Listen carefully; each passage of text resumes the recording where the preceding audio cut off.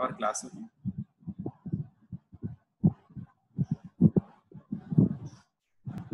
I will share this one screen. Okay?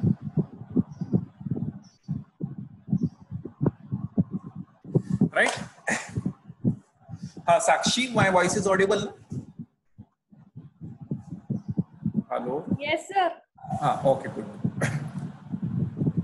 I don't know why all students are not joining, but it's your responsibility to attend class. Please keep your hand in your heart and ask question for yourself. Am I doing justice for myself or not? है कि नहीं? अगर आप अपने आप में को कुछ जस्टिस कर रहे हैं कि ये सोचो, क्योंकि already you have taken admission in engineering course and मैं इंजीनियरिंग के लिए क्या पढ़ रहा हूँ, क्या पढ़ रही हूँ, ये आपको खुद ही को अपने आप से क्वेश्चन पूछना चाहिए. ठीक है? तो अगर आप कोई क्लास करते हो तो कुछ तो आपको क्रक्स मिलेगा ही, important thing, some important thing you can understand. And अगर if you are interacting in the class तो दैट इज वेरी इंपॉर्टेंट. ठीक है? तो our next topic is voltage regulation of synchronous generator. Voltage regulation of synchronous generator. ठीक है? Voltage regulation of synchronous generator. तो अगर आप मुझे फॉलो कर रहे हैं from last 1 year, if you are following me and my language and my teaching, तो अगर आपने, इफ यू रिमेम्बर कि हमने ट्रांसफार्मर का वोल्टेज रेगुलेशन पढ़ा था, it is change in voltage from no load to full load. तो वैसे ही है जनरेटर का भी voltage regulation. There is no change at all. And voltage across generator at no load minus voltage at terminal at full load divided by voltage at full load. ये जो second equation है ना, percentage voltage regulation लिखा, यही आपका equation. ठीक है? Don't go for that per unit. Per unit थोड़ा सा अलग होता है. ए को भी पर यूनिट में लेंगे, बी को भी पर यूनिट में लेंगे, बी को भी पर यूनिट में लेंगे, तो आपको पर यूनिट मिलेगा. ठीक है? I hope so there is no confusion at all. तो हम जैसे ट्रांसफार्मर का वोल्टेज रेगुलेशन फाइंड किए, वैसे ही same exactly voltage regulation of generator. Don't get confused. आपने अगर एक यस्टरडेज क्लास में फेजर डायग्राम ड्रॉ करना अगर आप सबको आ गया है, what is V you know and what is capital E you know. E is induce voltage E है एंड V टर्मिनल वोल्टेज है. ये क्लियर है सबको? हमने सिंक्रोनस मशीन का मॉडल बनाया. एक इंड्यूस वोल्टेज E होता है, फिर ड्रॉप होता है, ड्रॉप होने के बाद जो वोल्टेज मिलता है दैट वोल्टेज इज V. तो what is the voltage regulation? क्या? If there is no load and a current IA is equal to 0, तो V becomes E. If there is no load, load is not connected means current is 0, and current is 0 means V becomes equal to E. तो initially सबसे पहले on no load आपको voltage मिलेगा E, and जैसे ही आपने load connect कर दिया full load, तो आपको टर्मिनल वोल्टेज मिलेगा V. That comes after the drop of IaRa drop and IaJ times IaXs drop. जो हमने लास्ट क्लास में पढ़ा है वो बहुत इंपॉर्टेंट है. देखो, एवरीथिंग इज कनेक्टेड. अगर आपको पुरानी बातें, प्रीवियस बातें नहीं आती तो ये भी नहीं आएगी. All are connected. If you know previous things, whatever that is why I asked you to draw phasor diagram, understand phasor diagram. phasor diagram से linking हमेशा ही होगा. एंड मॉडल दिया है अपने IaRa, IaXs, और IaXs के दो पार्ट है, एक लीकेज रिएक्टेंस है और एक आर्मेचर रिएक्टेंस है. और फिर हमने कैसे एंगल लेके कल एक न्यूमेरिकल सॉल्व किया था. आई hope so everybody got this answer. मैंने बुक का ही न्यूमेरिकल लिया था, बुक के और सॉल्व न्यूमेरिकल करो, अनसॉल्व न्यूमेरिकल करो, ये बहुत इंपॉर्टेंट है आपको. Unless and until you solve numericals, you will not understand machines. Machine समझने के लिए आपको न्यूमेरिकल सॉल्व करना है. नेक्स्ट हम अब आगे बढ़ते हैं कि ये डेफिनेशन क्लियर है सबको वोल्टेज रेगुलेशन की. Then how to find voltage regulation. ठीक है? तो voltage regulation is very important. हमको किसी भी जनरेटर का वोल्टेज रेगुलेशन पता रहना चाहिए. जैसे आपके कॉलेज में हमारे पास जनरेटर है. Take just example, practical example. We have a synchronous generator in college. Synchronous generator आपका कितना वोल्टेज आउटपुट दे रहा है वो that is very important. suppose per phase voltage 230 it is giving 230 volt it is giving at no load condition, and at full load condition when all ACs, coolers, ducts, computers, light, fan are on, and full load voltage is 200 suppose 10 volt या 220 volt, तो difference क्या आ रहा है 230 minus 220 divided by 220, तो percentage change कितना हो रहा है वोल्टेज रेगुलेशन, ये हमको कॉलेज का हमेशा देखना पड़ेगा. It should not be greater than 5%. Voltage regulation आपका 5% तक के okay, and under no load condition आपका वोल्टेज 230 से 240 तक के ओके, 240 से 250 260 नहीं होना चाहिए. तो ये हमारी कुछ बैरियर है कि under the security safe limit you have to operate generator है अंडर द दिस लिमिट. तो वो लिमिट फिक्स करने के लिए हम हर जनरेटर जब खरीद के लाते हैं, whenever we purchase a generator, तो we will ask the वो manufacturer or we will find voltage regulation at the consumer end. हम वोल्टेज रेगुलेशन चेक करना ही बहुत इंपॉर्टेंट रोल प्ले करता है कि वोल्टेज रेगुलेशन को चेक कर लो कि कितना है उसका. ठीक है, तो यू नीड ईवी. ठीक है, तो V तो टर्मिनल वोल्टेज है, राइट. तो टर्मिनल वोल्टेज हम जितने का खरीदेंगे टर्मिनल वोल्टेज. तो what is the value of E? E is important. V and E मिल गया तो आपको वोल्टेज रेगुलेशन मिल गया. देखो how simple it is for calculation of voltage regulation. तो you need V and E. तो V एंड E का न्यूमेरिकल इसलिए आपको सॉल्व कराया गया कल. The purpose of asking you to solve find V and E. तो you have seen that E, जब हम E फाइंड करते हैं, V सपोज फिक्स है क्योंकि हमको टर्मिनल वोल्टेज फिक्स होना. आपका कंप्यूटर लैपटॉप 230 वोल्ट में चलता है, मींस 230 वोल्ट में ही चलता है, तो V इज फिक्स्ड 230 वोल्ट. तो E को आपको थोड़ा सा चेक करना पड़ेगा कि विद इन अ लिमिट रहे. तो E को हमने देखे थे इन लास्ट क्लास, अगर न्यूमेरिकल आपने केयरफुली सॉल्व किया हो तो E is a function of V as well as current as well as resistance drop as well as power factor. E का फार्मूला हमने लिखा था ना, E is equal to V cos phi plus IARA plus IXS का square under root लेते हैं. उसमें power factor भी है, लीकेज रिएक्टेंस भी है, रेजिस्टेंस भी है एंड V भी है. तो V you can ignore because V is constant. Power factor हमारे कंट्रोल में नहीं है, फिर भी हम पावर फैक्टर को प्रैक्टिकल कंडीशन में will maintain power factor in the range of 0.85 0.9 के रेंज में हम मेंटेन करते हैं. अब आपको जनरेटर का E निकालने के लिए क्या चाहिए? जैसे कॉलेज में एक जनरेटर रखा है, one generator is in college. तो कॉलेज का आपको जनरेटर को का E फाइंड करना है. ठीक है ना, देख लो ना. आप कर लो क्या है? मेरा कुछ नहीं, मेरा चलता रहेगा. आप इधर शिफ्ट हो जाओ. मैं शिफ्ट. एक्चुअली मॉनिटर को क्या हुआ ना, वो चल नहीं रहा है. उसको मॉनिटर को दूसरे वायर से सप्लाई एक बार चलती देखते, right.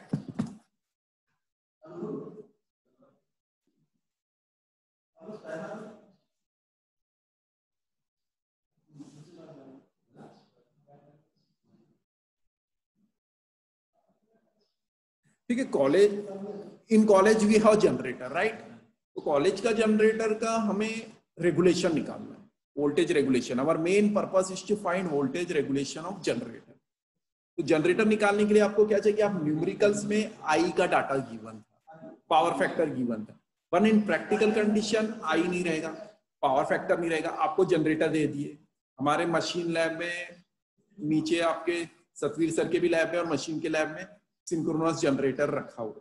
So when you come after the unlock condition, then we will do practicals on synchronous generator. So on that condition, what we will do? Our first experiment to find determination of voltage regulation of synchronous generator. ये आपको practical. तो synchronous generator का अगर आपको voltage regulation find करना है, if you want to find the voltage regulation of synchronous generator, you need a I power factor, RA Xs अगर मिल गया तो आप फाइंड कर लो. तो अभी हमारे पास कुछ भी नहीं, हमारे पास बस I am giving you a synchronous generator, find voltage. तो आप सबसे पहले क्या करोगे? Your first step is to I हम फिक्स कर सकते हैं कि रेटेड कंडीशन में हमारा इतना लोड है तो इतना कंडीशन होगा. तो लेकिन आपको फर्स्ट कंडीशन इज कि आपको सिंक्रोनस जनरेटर के पैरामीटर्स फाइंड करना पड़ेंगे. तो what are the parameters? First parameter is RA and Xs. RA and Xs आपको फाइंड करना पड़ेगा। आरए एंड, बिना आरए एंड एक्सेस के आप सिंक्रोनस जनरेटर का रेगुलेशन फाइंड नहीं कर सकते, क्योंकि रेगुलेशन फाइंड करने के लिए आपको ई एंड बी चाहिए, और ई फाइंड करने के लिए आपको आरए एंड एक्सेस चाहिए। आपने मशीन की रेटिंग देखी, न्यूमेरिकल में आरए एंड एक्सेस गिवन था, बट एक्चुअल में आरए एंड एक्सेस गिवन नहीं रहता है। कोई भी मैन्युफैक्चरर आरए एंड एक्सेस नहीं देता, तो आपको एक स्मॉल टेस्ट करना पड़ता है। You have to go for a small test in a laboratory and find synchronous impedance, that is resistance and leakage reactance.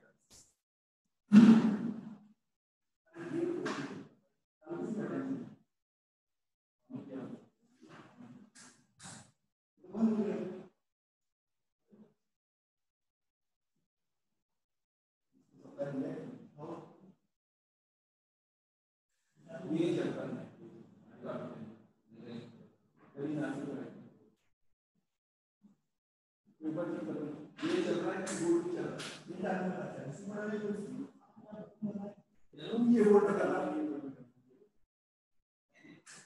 Right. तो आरए एंड एक्सेस आपको फाइंड करनी पड़ेगी। हाँ, सॉरी फॉर इंटरप्शन। तो RA and Xs, right, RA and Xs find करने का एक तरीका है, वेरी सिंपल मेथड है, आप बुक से भी पढ़ सकते हो, कोई डिफिकल्ट नहीं है। That method is determination of value of RA and Xs. तो आरए इज आर्मेचर रेजिस्टेंस। किसी भी वाइंडिंग का आपको रेजिस्टेंस मेजर करना।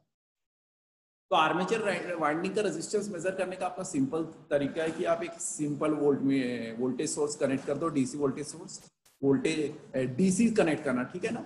आपको पता है, यू ऑलरेडी नो दैट कि रिएक्टेंस सिर्फ एसी में आता है, डीसी में नहीं रहता। तो आपको डीसी कनेक्ट करना पड़ेगा। डीसी कनेक्ट करोगे, when you connect a DC supply, there is no reactance, only RA comes in picture. V by I आप फाइंड करोगे तो आपको मिल जाएगा आर ए। वोल्टेज अपन करंट फाइंड करोगे तो आरए मिल जाएगा।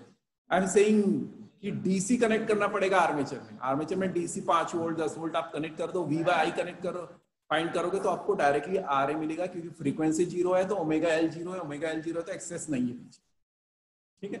तो DC resistance, you can find DC resistance of synchronous generator by giving a simple DC supply और आरए फाइंड करनी। तो आपका पहला स्टेप रहेगा कि find RA.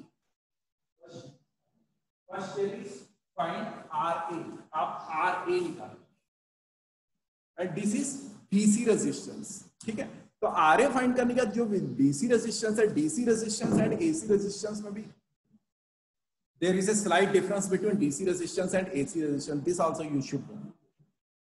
There is a slight difference between DC resistance and AC resistance. अगर आपने power system पढ़ा है, और पावर सिस्टम में I hope so you have studied skin effect. Skin effect पढ़ा है आपने? Anybody know skin effect? कि charge carriers are towards the, charge carriers जो होते हैं, फ्लो होते हैं कंडक्टर से, तो क्या होते हैं towards the periphery of the conductor, बीच में नहीं होते। तो एसी रेजिस्टेंस डीसी रेजिस्टेंस से थोड़ा सा ज्यादा होता है। Therefore that resistance is almost 60%। Therefore अगर आप आर एसी फाइंड करोगे तो R AC will be 1.6 time R DC, 1.6 times, यानी 60% ज्यादा होता है, क्योंकि स्किन इफेक्ट को कैटर नहीं करता है। एसी रेजिस्टेंस थोड़ा ज्यादा होता है कंपेयर टू डीसी रेजिस्टेंस। तो ये आपको, ये आप बुक में देख सकते हो, बीएल थेरेजा की बुक। ऑलरेडी मैंने बार बार बोला है कि try to purchase BL Theraja volume 2। Volume 2 आप परचेस कर लो, एक मशीन की बुक होना, because machine is your core subject of electrical engineering. Wherever you go for interview, questions are asked in machine only.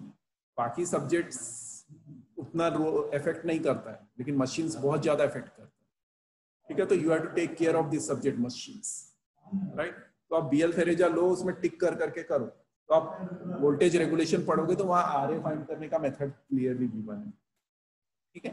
Next method is to how to find Xs. Xs निकालना भी बहुत important है। अगर RA and access निकल गया means आपका regulation निकल गया। रेगुलेशन का फॉर्मूला ऑलरेडी आपने पढ़ा है, E minus V by we.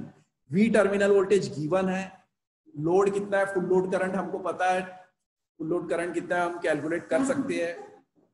Generator का फुल लोड करंट कितना है जनरेटर की रेटिंग से पता चल जाएगा। पावर फैक्टर भी 0.859 ले सकते हैं। बस आपको क्या निकालना है, आर ए एंड एक्सेस। ये डाटा आपको मिलता नहीं। This data, if this data is known, you can find the regulation. हमने न्यूमेरिकल इसीलिए सॉल्व किया था, न्यूमेरिकल में हमने ई फाइंड किया था। तो ई फाइंड किया means you are able to find regulation. Regulation find करने के लिए ही आपको ई का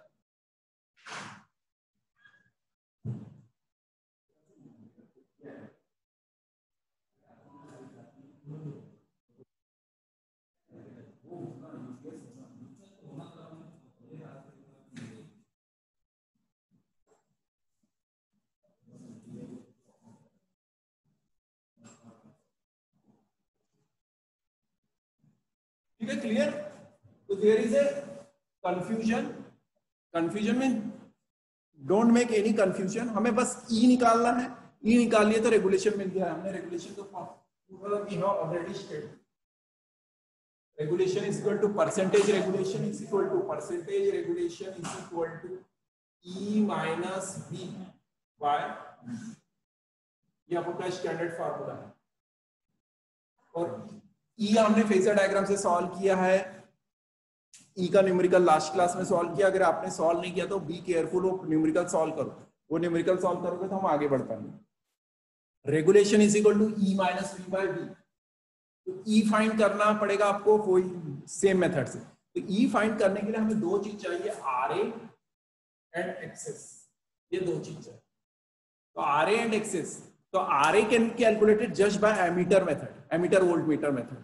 आप डीसी सप्लाई दो, जस्ट 10 वोल्ट दे दो डीसी आर्मेचर, डिवाइड करो उसको वोल्टेज से, वोल्टेज डिवाइडेड बाय करंट करो, आपको आर ए मिल जाएगा, डीसी मिल जाएगा। 1.6 टाइम्स मल्टीप्लाई करो तो एसी रेजिस्टेंस मिल जाएगा, आर ए मिल गया। अब एक्सेस निकालना एक डिफिकल्ट काम है। लीकेज रिएक्टेंस जो है, लीकेज रिएक्टेंस या सिंक्रोनस रिएक्टेंस निकालने के लिए there are two method. First method is you have to perform a open circuit test. First method is you have to perform एक test करना पड़ेगा, that is called as OC test. आज की class जो ले रहा हूँ that is very important. ये एक्सपेरिमेंट भी आपको करना है। तो first method is you have to perform a open circuit test. Open circuit test आपको करना पड़ेगा। Open circuit test of generator आप परफॉर्म करोगे, open circuit test of generator आप परफॉर्म करोगे, ईएमएफ वर्सेस क्या किस पे परफॉर्म करोगे आप, field current. Open circuit test is perform between, you can write open circuit test is performed between generated voltage या तो EMF versus field current, field current के बीच में आपका, ठीक है। तो open circuit test is performed between generated voltage and field current, इन दोनों के बीच में आप ओपन सर्किट टेस्ट परफॉर्म करोगे। तो जैसे ही आप ओपन सर्किट टेस्ट परफॉर्म करोगे, तो अगर आपको केयरफुली देखे होंगे तो हमने थोड़ा सा last time because of lockdown हमारे डीसी जनरेटर की भी हमने कैरेक्टरिस्टिक्स प्लॉट नहीं कर पाए। डीसी जनरेटर, डीसी मोटर, ये सब की कैरेक्टरिस्टिक्स लैब में जनरली परफॉर्म किया जाता है, तो वो पार्ट आपका पूरा लैग हो गया है। It's very difficult for you to understand the machines, तो try to focus too much on electrical machine subject, that is why I am taking regularly class. तो आपके पास जितना भी टाइम है पूरा डिवोट करो and try to study this machines. At least 1 घंटा daily आप पढ़ो पूरा फुल फ्लेज। तो ई का इक्वेशन क्या है, 4.44 F∅m F∅t। तो more or less E is a function of flux, and flux में का करंट हमें ये फील्ड करंट है।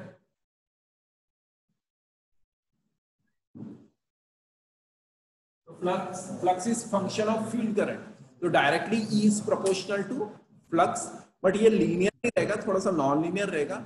और ऐसा भी है कि फ्लक्स जितना बढ़ाओगे उतना वोल्टेज नहीं बढ़ता। There is always magnetic saturation, because electrical characteristics for our electrical engineering is non linear. Initially वो थोड़ा लीनियरली बढ़ेगा, फिर एक टाइम आएगा कि सैचुरेट हो जाएगा, तो आपकी कैरेक्टरिस्टिक्स ऐसे जाएगी। तो OCC characteristics of generator, synchronous generator, generally आप डीसी जनरेटर भी देखोगे तो ईएमएफ वर्सेस फील्ड करंट आप कभी भी प्लॉट करोगे तो मोर और लेस ऐसा ही आएगा। तो this is your OCC characteristics. First characteristics is OCC characteristics gives you EMF. वो उड़ गया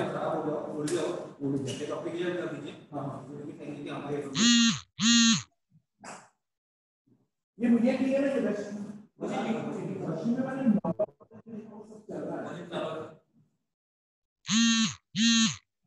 ठीक है राइट। तो ओसीसी कैरेक्टरिस्टिक्स आपको प्लॉट करनी पड़ेगी राइट। तो ओसीसी कैरेक्टरिस्टिक्स आपने प्लॉट कर लिया। देखो ओसीसी कैरेक्टरिस्टिक्स कैसे प्लॉट करेंगे, एक टेबल बनाएंगे E versus field current versus voltage. ठीक है, तो फील्ड करंट कहाँ का, फील्ड करंट कहां से लोगे आप, डीसी सप्लाई देते हो ना जनरेटर में, भूलना नहीं बिल्कुल। You are giving a DC supply, you are giving a DC supply to generator. तो डीसी सप्लाई को आप, जनरेटर का डीसी सप्लाई को आप चेंज करोगे, डीसी सप्लाई को चेंज करोगे तो रोटर करंट चेंज होगा, रोटर करंट चेंज होगा तो फ्लक्स चेंज होगा, फ्लक्स चेंज होगा तो ईएमएफ चेंज होगा। ठीक है, एवरीथिंग इज लिंक्ड। जो हम पढ़े हुए उसको भूलना नहीं, उसको बहुत केयरफुली इमेजिन करो। Machine is not a subject to understand in one day, you have to slowly go on studying, तब आपको समझ में आएगा। फील्ड करंट का कौन सा, फील्ड करंट रोटर का, रोटर में जो हम डीसी सप्लाई दे रहे हैं, रोटर फ्लक्स जो जनरेट कर रहा है, main flux is on rotor, north pole south pole rotor में जो प्रोड्यूस हो रहे हैं। तो रोटर का फील्ड करंट जिसमें हम डीसी सप्लाई दे रहे हैं उसको एक हम रेजिस्टेंस लगा के वेरी करेंगे, वेरी करके फील्ड करंट को चेंज करेंगे, फील्ड करंट को चेंज करेंगे तो you will find the EMF will change, because we already derived the equation for EMF E is equal to 4.44 F phi T. So flux EMF is function of phi. If you change the field current, phi will change, then EMF will change. ये आपका एक part हो गया। OCC characteristics is plotted, ऐसा OCC characteristics is plotted between field current and armature current. Sorry, field current and armature voltage. Armature voltage और field current के बीच में हमने OCC characteristics को plot कर। नेक्स्ट कैरेक्टरिस्टिक्स आती है, second characteristics is short circuit characteristics. Second characteristics is called as short circuit characteristics, short circuit SC characteristics.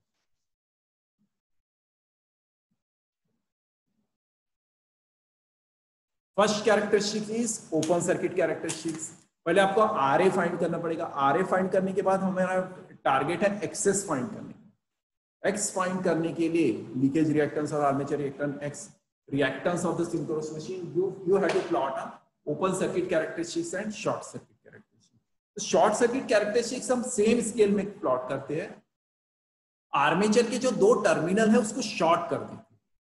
Armature के जो टर्मिनल है, दोनों टर्मिनल है, उसको हम, जैसे आप OC test and short circuit test of transformer करते हैं ना, OC test means load is not connected, load is not connected at secondary। तो वैसे हम जनरेटर में we will not connect a load on generator।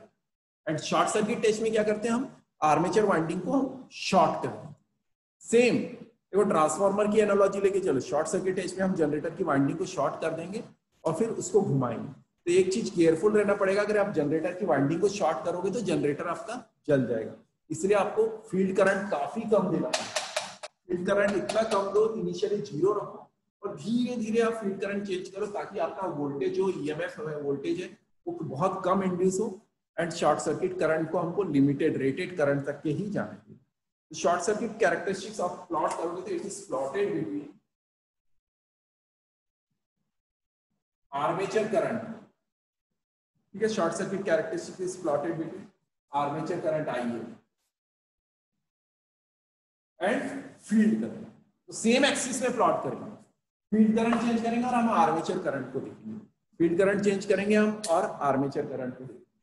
तो अगर आपको इसको थोड़ा सा पिक्चर देखना है, अगर ये आपका जनरेटर है,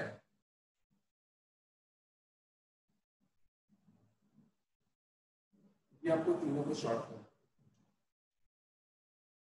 और यहाँ पे आर्मेचर करना।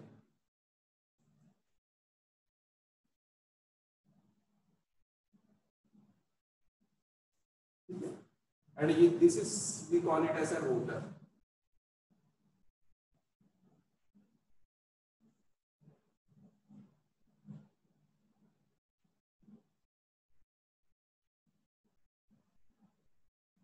इस सर्किट को थोड़ा सा केयरफुली देखो, ये स्टेटर है, आर्मेचर है, आर्मेचर को मैंने शॉर्ट कर दिया एंड रोटर में मैंने डीसी सप्लाई दिया जिससे फील्ड करंट को आप रियोस्टेट से चेंज कर सकते हैं। ठीक है, तो be careful, there is no need to worry. हम ये एक्सपेरिमेंट क्लास में करेंगे when you come back to college, when you rejoin the college, तो हम लैब में एक्सपेरिमेंट करेंगे उसी test and short circuit. Open circuit test में ये ओपन रखेंगे एंड शॉर्ट सर्किट टेस्ट में हम ये तीनों वाइंडिंग को शॉर्ट करेंगे and slowly field current apply करेंगे।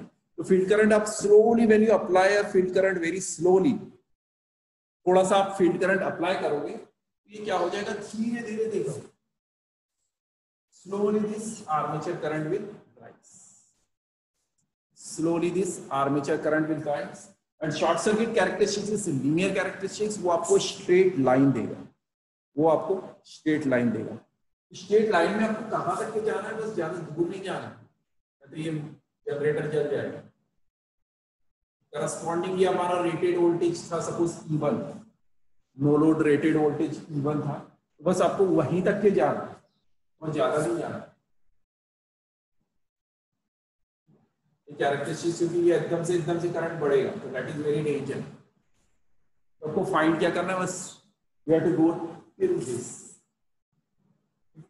Short circuit characteristics is a straight line, when you increase the field current, ये जैसे आप फील्ड करंट बनाओगे तो ये करंट जो IA फ्लो हो रहा है ये बढ़ेगा, और IA versus this current versus field current आप प्लॉट करोगे तो आपको ये स्ट्रेट लाइन मिलेगा। तो ये समझ में आ रहा है ना, this is short circuit characteristics. ये हाई करंट बस आपको एक प्लॉट करना, फिर बाद में आपको डैशेस एक्सचेंज करना है। This is open circuit, this is open circuit, open circuit characteristic and short circuit characteristic. Short circuit characteristics का टेबल क्या बनेगा, अगर आप टेबल बना रहे हो तो field current versus armature. This is very important because experiment you have to perform. Field current versus armature current is short circuit characteristics, field current versus armature current is short circuit. ये दोनों characteristics बन गई तो आपका काम हो। अब मुझे क्या चाहिए, IA, RA मेरे पास ऑलरेडी है, मुझे X चाहिए। ठीक है, तो दिस पॉइंट आपके पास E1 है और ये E1 है एंड ये करंट है। ठीक है, I1 है करंट, I1 मींस करंट यही वाला,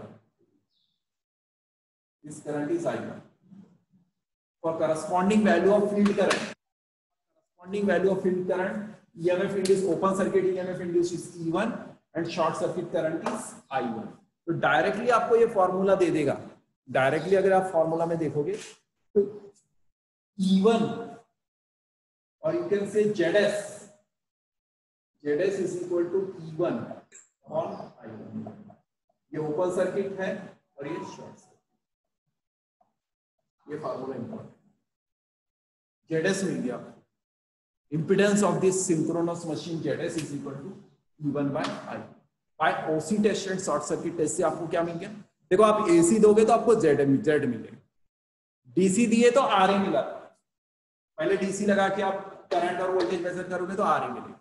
AC क्या मिलेगा, when you apply AC supply you will get a ZS। ये नोट कर लो, ZS दिख रहा ना क्लियरली, विजिबिलिटी है ना। ठीक है, तो DC दोगे तो ZS मिलेगा। तो एक्सेस कैसे निकलेगा, Xs is equal to under root of ZS square minus RA square.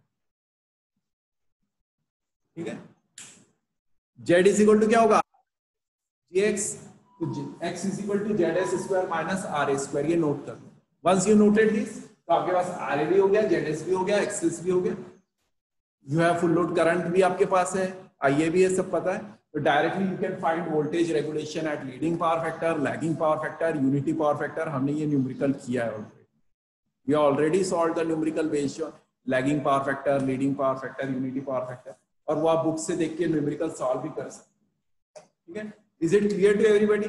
This is how you can find RA, ZS, XS by using open circuit test and short circuit test. Open circuit test and short circuit test, this test is very important in laboratory. We have to perform this test to find XZS, and RA is determined by ammeter voltmeter method, जो measurement में पढ़ा है आपने.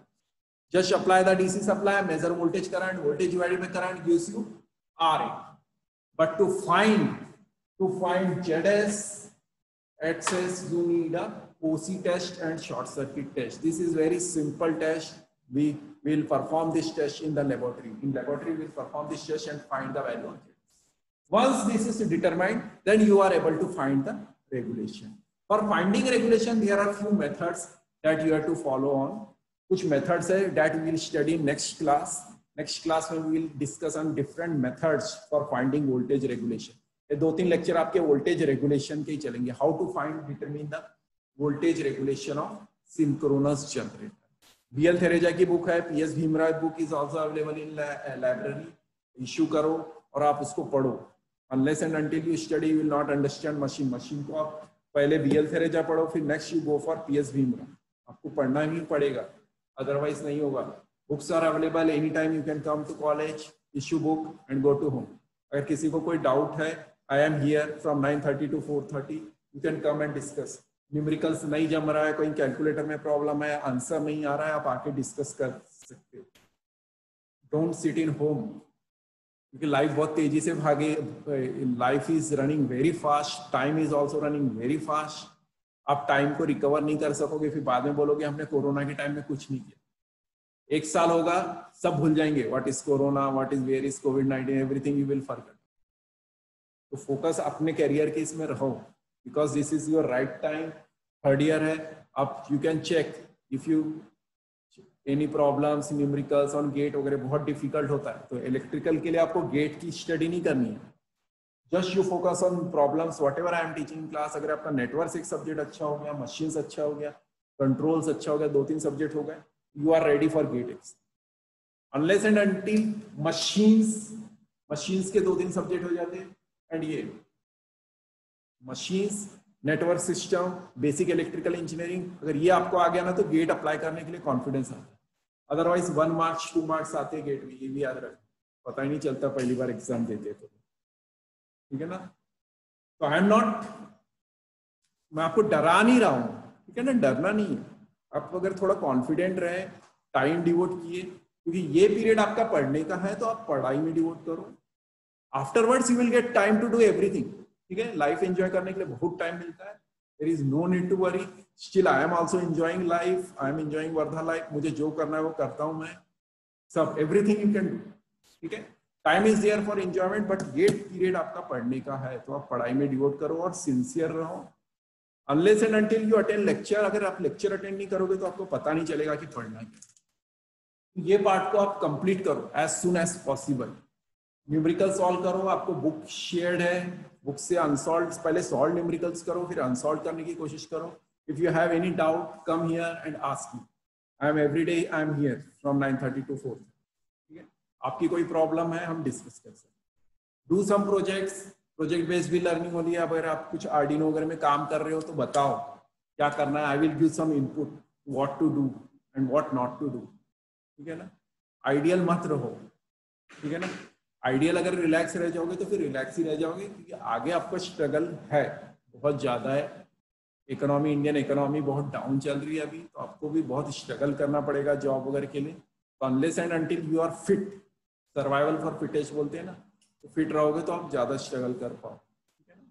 No need to worry, but keep pace in life. आपको थोड़ा सा भागना है लाइफ में, ये याद रखना. स्लो रहोगे तो नहीं होगा.